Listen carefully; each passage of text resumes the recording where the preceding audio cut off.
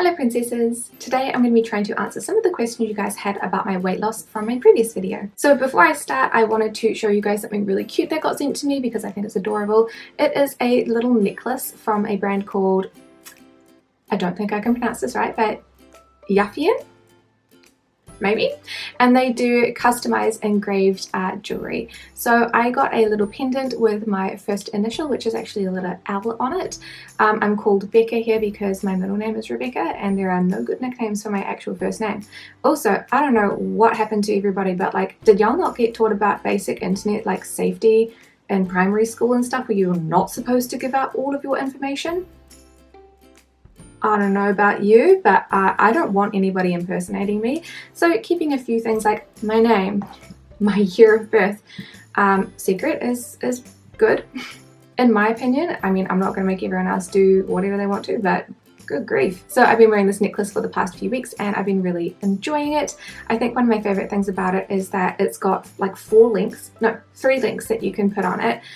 Because there is an extender that comes with it, which is really cool, and then there's a few little loops, I guess, along the actual chain. So this is the shortest length, which is good for like YouTube videos if I'm wearing a high neck shirt because you can obviously see it, or if I'm wearing something lower and I want something to layer with, I can make it shorter or longer, which I think is really cool. Plus they are really inexpensive, so I think this was $30 US. So this one's not going to get its own review, but you may see me wearing it in a few videos. And if you would like to buy one yourself, there will be a link down below. I don't know if I have a coupon code. I might have a coupon code. Don't know. So I wanted to start out with some of the most basic questions. So the first question is from Isha Khan, and their question was, did you experience any hair loss during your weight loss journey? And my answer to that is actually no, I didn't experience any hair loss at all. I am blessed with a rather large amount of hair. It is very long, it's very thick, and yeah, I didn't lose any of it. I feel like I didn't lose weight super suddenly, and so I didn't have like a really weird like nutrition imbalance or anything like that, so yeah, no hair loss at all. I guess I'm just lucky. The next question is from Ariette Lee, and they asked, I would love to hear about what personally kept you motivated through your weight loss journey.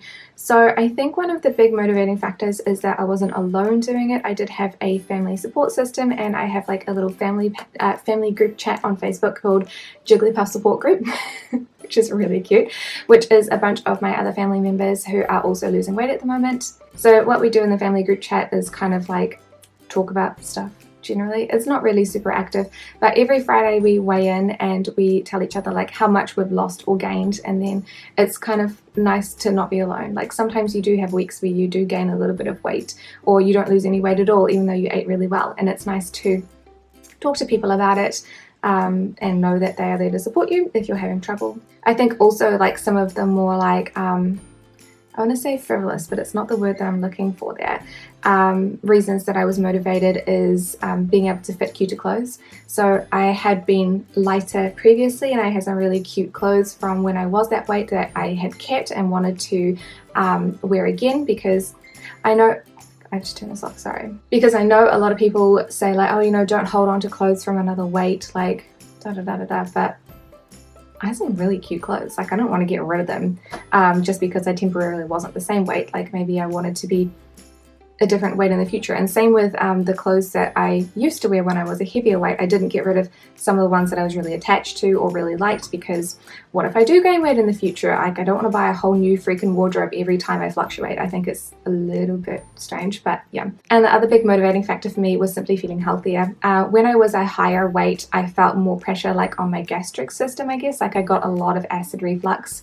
So it was nice not to have to wake up like in the middle of the night and have like antacids multiple times like a week or something, or you know, feeling like I was really tired all the time just from simply walking around or having extra pressure on my joints. So being a lighter weight actually made me feel a lot more healthy as well. Okay, and then from one of my favorite commenters, because they comment all the time and I'm going to butcher your username, EXO make_me horololo is the last part that I'm not super certain about, but this person comments all the time and it's so nice to see them pop up every single time on a video, especially when there's something orange. So you will particularly like this video that is up at the end of the week, I think, because I'm using a bunch of orange products. See you there. Their question was, I would like to hear about all of the things you'd like to talk about. So examples of meals, examples of exercise, motivation and keeping motivated, and just your own experience with it all. So that's like a really, really broad question. I've talked a little bit about motivation already. I guess keeping motivated, that's like a big thing with like having the family support system. Like you can't just drop off the face of the earth and not check in. So you're kind of obligated to check in, and that makes you feel more obligated to eat healthily throughout the week as well. Keeping motivated. I don't know, sometimes I feel like there are like weeks or maybe like a month where I don't significantly lose weight, or sometimes I gain a little bit of weight because I go on like a little spiel of eating not unhealthy but just a bigger quantity, or maybe like not the most healthy food. Like we did HelloFresh meals for like 3 months or something, and in that time I think I like steadily gained a bit of weight because the meals themselves are really not that healthy. Like they're fairly high calorie for like the little food that you actually do get from them, like portion wise. So I think that keeping motivated, like you don't have to be losing weight every single day, every single week or whatever, and having like a nice steady down curve. There are going to be times when you go up and down, and just accepting that helped me stay motivated to continue a longer journey rather than being like, I'm going to lose like 15 kgs in 3 months and then I'm going to plateau. It doesn't, I mean, for me at least, it doesn't really work like that. So I guess making sure that I have some time off where I'm not binge eating a bunch of unhealthy food. I'm still staying along like what I would normally eat, but maybe like extra snacks and things like that. So I'm either maintaining or gaining a little bit of weight depending on what it is. Examples of meals. So I told you guys that I didn't want to do like what I ate in a day, but I would tell you about some of the meals that I did like. So basically the diet that I was on, or like, you know, what I eat at the moment, is usually 1 vegetable source and 1 protein source, and that's it. So I'm not eating like pasta or rice or any like carbs, but I'm not avoiding carbs because things like bananas have carbs in them, and I have like at least 1 or maybe 2 bananas every single day. Really like bananas. So examples of that would be like frozen yogurt, frozen berries and yogurt. That's a really nice, sometimes I eat that for dinner because it's kind of like a dinner and a dessert. It's really sweet. Or like breakfast, it's a really nice breakfast food. I make a really nice beef mince and cabbage stir fry. It's literally just beef mince and cabbage. Usually I put like that one, I think, has like soy sauce and garlic in it as well, so that it doesn't taste like cabbage and beef. Like it actually has taste to it. That one's really good because it's easy to reheat and it's easy to freeze as well. So I can make a big quantity of that, freeze it into small sections, and then take them for lunches and things like that. I also really like roasted cauliflower, so I eat that with like beef mince as well, or chicken, or I've got some like vegetarian sausages as well that goes really nice with the roasted cauliflower. Mashed cauliflower, like making faux potatoes, like faux mashed potatoes. I really like eating that with tuna and like a little bit of mayonnaise sometimes. That's delicious. Basically what I eat is really, really simple. Like it doesn't take long to make, and you don't have to be a skilled cook to do it. However, it can be very expensive because you're consistently eating a lot of protein. It's usually animal-based proteins, though I do try and branch out into more like plant-based proteins. So like I have like vegetarian sausages. I really like eating tofu as well. So like there's a beautiful marinated like barbecue tofu that is so delicious, and I have that with cauliflower that's like made into fried rice. So like it's like blended cauliflower, and then you fry it, and it makes like a kind of rice substitute, which is really, really tasty. Like cauliflower roasted, not roast cauliflower, the cauliflower rice and like a fried egg, also delicious. And it sounds like the most boring food in the world, honestly, but I'm trying to eat not for like the pleasure of eating, but to stay alive and sustain myself as a person, because otherwise I get very like addicted to eating delicious food. I love food. Food is delicious. And so if I eat too much of these, like really, I guess, is it like dopamine? Like, you know, the happy drug, you know, like if I continuously eat something that makes me so happy, I'm going to want to continue to eat it. And usually those foods are really high in sugar and fat. So making sure that I'm eating good quality food, so lots of vegetables that contain a lot of nutrients and stuff. Again, not a nutritionalist, not a dietitian. That works best for me. Examples of exercise.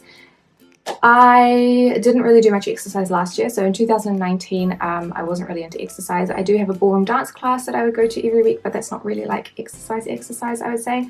I started exercising during quarantine. I am one of those gross people who actually like, I don't want to say I did well in quarantine because that's like ridiculous. My job was in peril. I'm a classical music teacher. I'm so not essential. Doing lessons online was like really mentally taxing for me. But it did give me time to do other stuff. So I didn't have to do any meal prep because I was home all the time. I didn't have to do any driving. I would be driving to a different city every week to teach. So that immediately gave me an extra 4 hours free during the week. I didn't have any other commitments to go to, like dance class or anything. So I just had a whole bunch of extra time. So in that time, I used it to do things like organizing the house, stuff like that, like really productive. I know, gross, stop it. But I also started exercising. So I started off by just going for walks. So I'd be going for walks with my flatmates just to get outside, because obviously we weren't going outside because of COVID and the pandemic and everything. And so I actually really enjoy walking. We had only recently just then moved to this new neighborhood. Previous to that, I was in like a student neighborhood and it was pretty rough. Like I wouldn't have wanted to go walking around there anyway, but it's really, really lovely here. So definitely privileged to be living in an area where I feel safe to walk. And I feel like it's actually genuinely nice to walk around as well. Then we started doing running. So I was doing a little bit of like Tabata exercise in between. So I'd be going for a walk, doing some stretches, and then my flatmate showed me a Tabata exercise, which is like where you do like a really hard workout for like 40 seconds and then rest for 20 seconds or 20 to 10. And that was basically just throwing a weighted ball. So you just lift it above your head and like throw it down, and then squat down to pick it up, lift it and throw it. And it's like, it sounds really easy, but when you do it for like, you have to work super hard to do it for like 20 or 40 seconds, however long you're doing your Tabata for, and then you rest and then you do it like 5 or 6 times in a row. It becomes very exhausting. But I actually enjoyed doing that one as well. And then we started doing the runs. So that was we used an app called C to 5K, so it's Couch to 5K. And it's basically an interval trainer. So it's going to start you on a really small interval. So walk, run, walk, run, walk, run, and then it'll slowly build you up. I found that one really effective, apart from there were some places, like it was like 5-minute run, 1 minute walk, 5-minute run, 3-minute walk, or something like that. And then the next day it goes to like run for 20 minutes. And I'm like, I can't run for 20 minutes. Like I can barely run for 5 minutes with the walks in between, let alone just like running for 20. So I found that like the first part of it was excellent. And then it got to a point where I just couldn't do that. And then I had to kind of reset myself and go back and just use a Tabata timer. So I use a Tabata timer. I think it's called like Wadi timer maybe. It's really good though, because you can put in how many rounds you want to do. Maybe just WOD timer, WOD. Smart WOD, I'm not sure, but it's like a Tabata timer. So I'll show you guys like screenshots of what it is. So at the moment I'm doing 5 rounds of 5-minute work and 1 minute rest in between. So that's what I can do right now. And then I try and just build it up, because I'd like to be able to run without walking in between, but at the moment it's just not possible because I think I run too quickly. I also enjoy doing some bodyweight exercises. I like Blogolates a lot, but I don't like listening to her because she's a very like cheerleadery kind of coach. It's like, keep going, you can do it. And I'm like, I hate that. Like, I don't know why. It's not like I don't want someone to like cheer me along. I just find it really annoying. So I do hear exercises, but sometimes I put her on mute, which sounds really mean, but it helps me.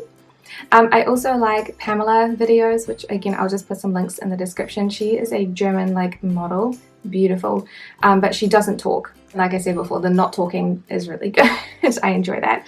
So yeah, I guess it's just like you have to experiment and find some things that you do like. So there's no point forcing yourself to run if you don't like running, but maybe you have a bike in your house and you really enjoy biking. Like you don't have to do any exercise really. Like you should get your body moving and get your like cardiovascular system moving and things like that. But you could do that by going for a walk a few days a week. But I think for a lot of people, weight loss is generally about your diet rather than your exercise. It's just exercise is really good to feel healthy and to get your body running nicely. But it's like, I mean, when I go for a run, it barely burns 250 to 300 calories. Like that's not even a chocolate bar. So it's definitely, you know, you can't go for a run and then just be like, I'm going to eat whatever I want. It doesn't work like that as far as I know. So the last and most complex question comes from Anna VK, and they would like to know if it's alright. I would personally like to hear about your story of being overweight and overcoming it. It's hard to put that into a precise question, but hopefully it makes sense. I still really struggle with that because I don't really know what I've overcome. So I've always been like a chubby kid. I did ballet and gymnastics when I was growing up, and I remember being like the chubby kid in the class, but not so much that I was like super overweight or fat. It's just that, you know, like girls doing ballet generally look like ballerinas, and I definitely did not. Once I stopped doing gymnastics and ballet, I was kind of like just entering my teenage years, like 13, I think. I think that I probably just didn't reset how much food I was eating. And I did become more overweight. So in my high school, I think I weighed maybe about like 75 kgs at the most. And I don't think I was really put on a diet or anything like that, like from what I can remember. Not 100% sure. So that was pretty much the highest weight that I was when I was like a child or a teenager. And then I went to university. I really struggled in my first year of university because I didn't have any money. In fact, like I didn't even have enough money to pay my weekly living fee for the halls of residence, so my parents had to pay for that. I just bought my new instrument, so I had no savings and I had no job. So I couldn't afford to buy any extra food, and like halfway throughout the year, the food just got so disgusting, the halls of residence. I cannot eat meat that looks like an animal. I just cannot do it. So they would give you like a quarter of a chicken. And when I mean a quarter of a chicken, they would cut a whole chicken into freaking quarters and then just fry it, like, you know, like roast it and give it to you. And I couldn't, it just like they had necks sometimes and I just couldn't do it. Like I could, Or like they'd have like beef casserole and it would have like veins, like big veins through the meat, and couldn't eat it. And the less I ate in the normal meals, the less energy I had, and then I couldn't, you know, like I wasn't able to get up in time to get breakfast sometimes because I was so tired. I would eat like my favorite food that I could buy and could afford that I could eat throughout the week, or like two sometimes, was like a bag of roasted and salted peanuts and energy chocolate, which is like dark chocolate. Delicious. And so I ended up losing a fair amount of weight during university because I wasn't eating as much as I was before. That is pretty much it. So I had reduced, you know, I'd gone from being at home and eating all of my parents' food, thanks mum and dad, to go to university, not having enough food, not having enough money to buy myself food, not wanting to eat the halls of residence food, and, you know, like it just dropped off. Then I started going to the gym. Then it got a bit much. And I was quite I wasn't actually underweight actually, I was just quite skinny, I guess. But I didn't look skinny. So I'll put some pictures in. So that was a little bit too far, I think. And then when I stopped doing that, then I kind of went back up to like 75 kgs again. And the bigger difference there was that I was working and I had the money and I would buy food and I would eat the food because, like I said, food is delicious. So I guess my struggle, the biggest thing that I have for overcoming being overweight, is the battle to not just eat the food because it is delicious and eat when you're hungry and eat food that is nutritionally good. I'm really losing the will to form words here at the moment. Eating a balanced meal that may not be the most delicious thing in the world, but I don't need a huge amount of sugar and a huge amount of fat to sustain myself as a living human being. Like, I don't feel like I eat food to make myself happy, but recently I've been like really questioning myself, like when I'm like, oh yeah, I really like to eat something, and I'm reaching in the pantry and I'm like, but why do I want to eat it? Like, do I feel hungry? No. Okay, so why am I eating it? Am I bored? No, I just feel like eating. Okay, but like, am I hungry? No. Okay, so maybe I shouldn't eat that right now. That sort of like weird battle. I think that's probably the biggest obstacle for me. Yeah, I think that's pretty much about it. But then, like, I haven't really overcome it, so can't really answer that question that truthfully. I guess like a lot of nutritionists say, like, you have to look at why you're eating, and I think that's the biggest obstacle to overcome for me at the moment.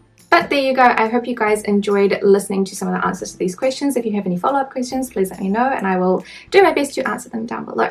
But thank you guys so much for watching this video, and I will see you in the next one. Bye!